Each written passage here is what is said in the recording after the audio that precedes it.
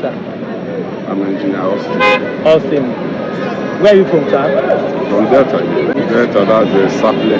Sapele, okay, the Delta. Well, segregation has not been a new thing in the country. Okay. States keep growing. We grew from four regions to 12 states, and now we are on 36.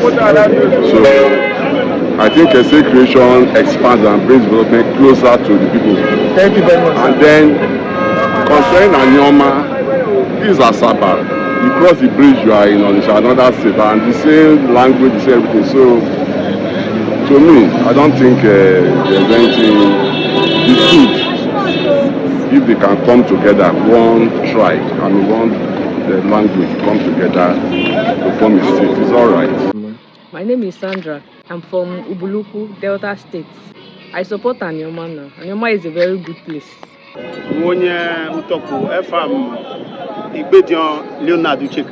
Okay, Utaku Nikaland na Anioma. Yes. Because get it away concerning Oku Anioma and Kek. It's a Anioma join the Southeast, Kawila Anioma State.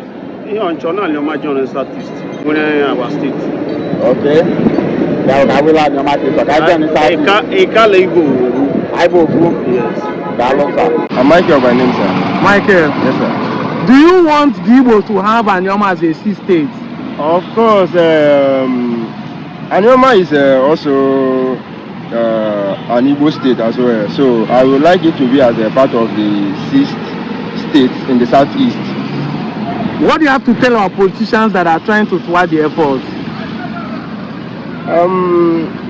I will urge them to at least help us, and it's the right thing to do. Okay. So I will urge them to support or to put their effort to support the movement so that it will go well. South local government. Okay. I know Boda when I join I went as a support to Kwan and Yabani on my own Jessica, you know, made them. Now, was in the government, I can hear Kaina Sibo, Makaniba Maka. So, Kaina, I got to know why you on Kaimi can modify in a menu Ubuda. So, I make an honor Nasono Jessica. Okay, so in our support of the creation of Anioma State to South, Anioma join our Southeast. Ezoku Donna, and they could now. Okay, so by the dollar son. Yeah, when they matter. Go come out. A big thing is there. Okay, never five. Okay. Everyone understand me, and I believe you understand me. Yeah, can I unite here? We love for Bineje. You understand me? We love for Bineje.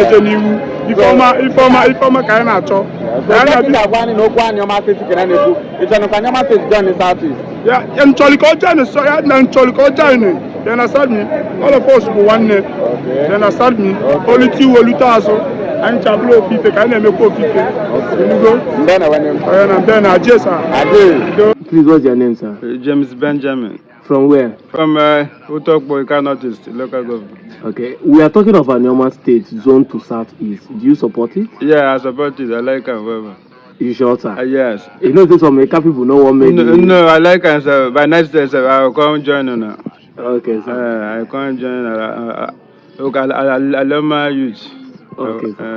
Good morning. Good morning. Good morning. What's your name, sir? I'm Mr. Sunday Sylvester. Sunday Sylvester. Yeah. So there's a need for Anioma State to be the 6th state of Southeast. Do you support the motion? Very much, 100%. Why do you think it's going to be possible? Honestly speaking, the Anioma people, the Igbo-speaking people of Delta State, they are Igbos in culture and otherwise. So it will be a benefit to we, the Igbo-speaking people of Nigeria, to have an Anioma State, which will be included in the Southeast, that will make the number of the states from Southeast to be more as those from other parts of Nigeria. Thank you very much. You're welcome.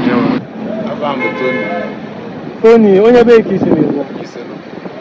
Because ndị banye na-atọ Anioma State, they support ka anyị ha Anioma State. Why?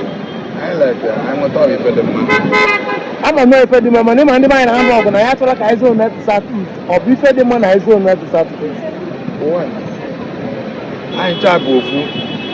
You understand me? Exactly. Igbo na one, Igbo no dey two. Thank you very much.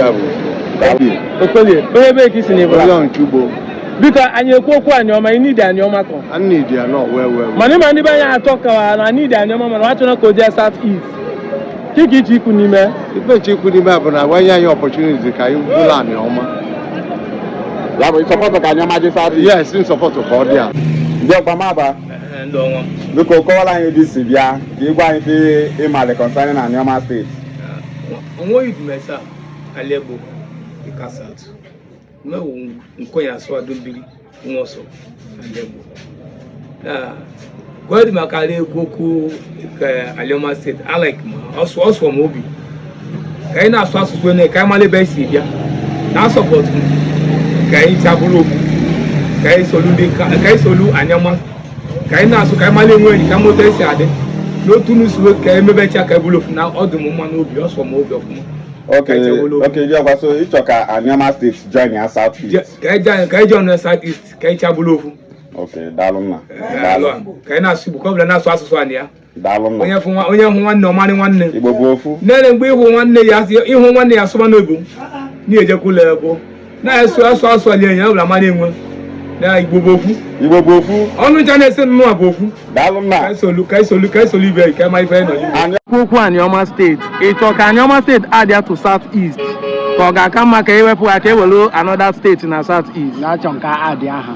Ka adịa Anioma ka iji chọọ ka adịa ha? Because ịbịa egwepụta n'ime steeti nke nna anọ, because it means I'm minus. Ọ ka mma na anyị plus instead of to minus. Okay, thank you very much. My name is Oyemebisi. I'm from Ibuso. Do you support Anioma State? I really do support. Let Anioma State come. We need it. Do you want it to go to South East or not? Anywhere they want to take it, let them take it. But let there be an Anioma State. That's my own. Okay, thank you very much. South East or no South East. Yes. My name is Jotema from Ebonyi State. I like the creation of Anioma State. Even our brother South East, we are all supported, and we want Anioma State also. So even our governor also supported. So in that case, I like government to create the Anioma State. So you want Anioma State to be created as zone to the South East? Yes, I want it. Thank you.